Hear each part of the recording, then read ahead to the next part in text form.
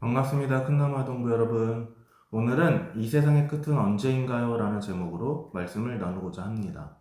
사람들은 과학기술로 모든 걸 해결할 수 있고 인간의 힘으로도 영원히 살 수 있다고 믿기도 하지만 성경은 분명히 말해요.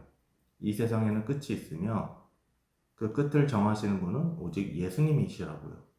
예수님께서 이 땅에 다시 오실 때 세상은 끝이 난다고 말하고 있습니다.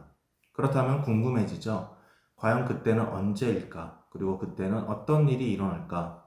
그날에 대해 성경은 어떻게 이야기하고 있는지 우리 함께 그림을 보며 알아볼게요. 오늘 말씀인 누가복음 21장 27절은 이 세상이 끝나는 때가 바로 예수님이 다시 오시는 날이라고 분명하게 얘기합니다. 그때 사람들이 인자가 구름을 타고 능력과 큰 영광으로 온 것을 보리라. 여기서 인자는 바로 예수님을 말해요. 이 세상의 끝은 무섭고 슬픈 일이 아니라 바로 우리가 사랑하는 예수님께서 구름을 타고 아주 멋진 능력과 영광을 가지고 다시 오시는 날인 것이죠. 하지만 그날이 정확히 언제일까요? 마태복음 24장 36절은 이렇게 말합니다. 그날과 그때는 아무도 모르나니 하늘의 천사도 아들도 모르고 오직 아버지만 아시느니라. 예수님이 언제 오실지는 아무도 모른다는 거예요. 그래서 예수님은 마태복음 25장 13절에서 이렇게 말씀하십니다. 그런즉 깨어 있으라. 너희는 그날과 그때를 알지 못하느니라.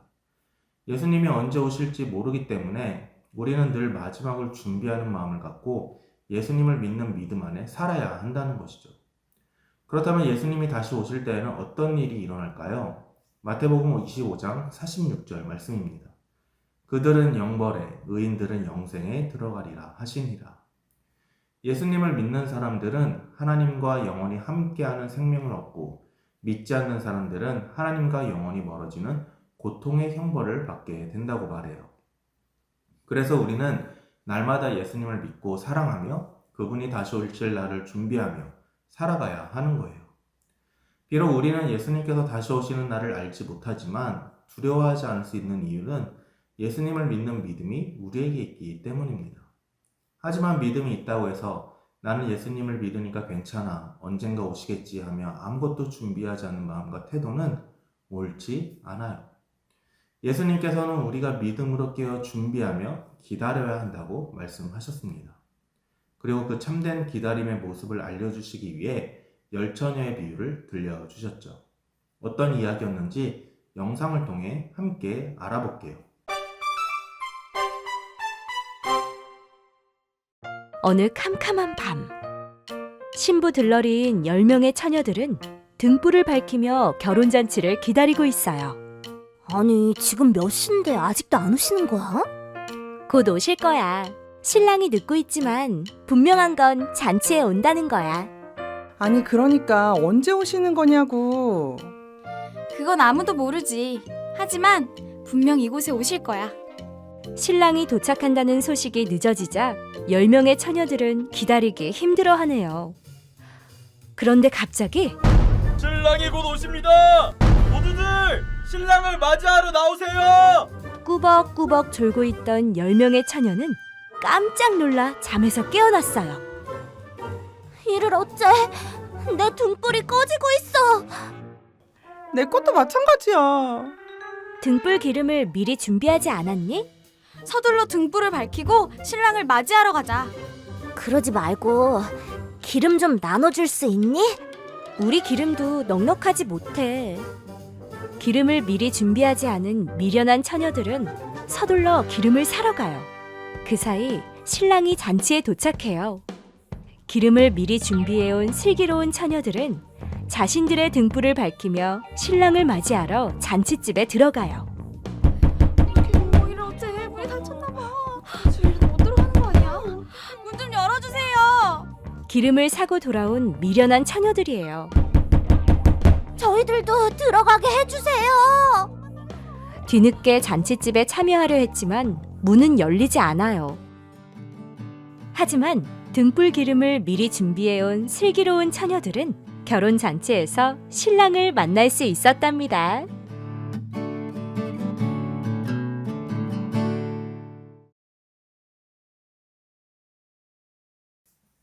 여러분 영상 잘 보았나요? 10명의 처녀들이 신랑을 맞이하기 위해 기다리고 있었습니다. 그런데 신랑이 생각보다 늦게 오자 모두 졸리기 시작해 결국 잠에 들었죠. 그러던 중 갑자기 신랑이 오신다는 외침이 들려요. 모두 깜짝 놀라 일어나 등불을 켰지만 기름을 미리 준비하지 않았던 5처녀의 등불은 곧 꺼져버리고 말았습니다. 기름이 없었던 5처녀들은 기름을 미리 준비해 놓은 다른 5처녀들에게 기름을 나눠달라고 했어요.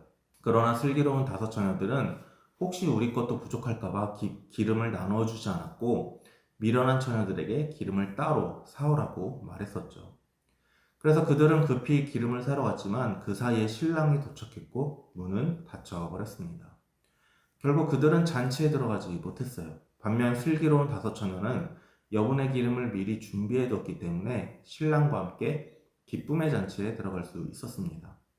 그렇다면 우리는 어떻게 기름을 준비하며 다시 오시겠다고 약속하신 예수님을 기다려야 할까요? 예수님이 언제 오실지는 아무도 모릅니다. 그래서 우리는 늘 마음을 준비하며 깨어 있어야 하는 거예요. 깨어 있다는 것은 오늘 하루를 하나님을 기쁘시게 하는 마음으로 살아가는 것을 뜻합니다. 언제 어디서든 예수님이 기뻐하실까 아니면 슬퍼하실까를 생각하며 하루하루를 소중하게 살아가는 것이 바로 깨어있는 삶이죠. 이 깨어있는 마음이 바로 기름을 준비하는 첫 번째 모습입니다. 예수님이 언제 오셔도 맞이할 수 있도록 마음을 단정히 하고 준비하는 것이에요. 두 번째로 기름을 준비해야 한다는 말은 우리의 참된 믿음을 잘 지키는 것을 의미합니다. 또 성령님이 주시는 힘을 받아 예수님을 닮아가도록 자꾸 마음을 채워가는 거예요. 그래서 우리는 성령님께 기도하며 우리의 마음을 깨끗하게 하고 바르게 치워달라고 말씀드려야 하는 것입니다. 성령님은 우리가 예수님의 마음을 따라 살 수 있도록 힘을 주시기 때문이에요. 우리는 예수님이 다시 오시는 날이 언제인지 모르지만 예수님께서 반드시 다시 오신다고 약속하셨습니다. 예수님께서 다시 오실 것을 분명히 우리에게 말씀하신 오늘 말씀을 다시 한번 읽어볼게요. 그때 사람들이 인자가 구름을 타고 능력과 큰 영광으로 오는 것을 보리라. 여러분, 기름이 준비된 사람은 예수님이 다시 오시는 그날을 두려움이 아닌 기쁨과 소망으로 맞이할 수 있습니다. 언제든지 신랑을 맞이하기 위해 기름을 준비한 슬기로운 5처녀들처럼 예수님께서 이 땅에 다시 오실 때 졸지 않고 늘 깨어서 예수님을 맞이하는 어린이가 되기를 축복합니다. 기도하겠습니다. 하나님 감사합니다. 그날과 그때는 아무도 모른다고 하셨습니다. 그래서 늘 깨어 있으라고 하셨습니다. 10처녀의 비유를 통해 늘 깨어있는 신앙인이 되게 하시고 예수님이 다시 오시는 그날이 두려움이 아닌 기쁨과 소망이 되게 해주세요. 날마다 말씀을 가까이 하고 기도를 가까이 하는 신앙인이 되게 해주세요. 예수님의 이름으로 기도합니다. 아멘.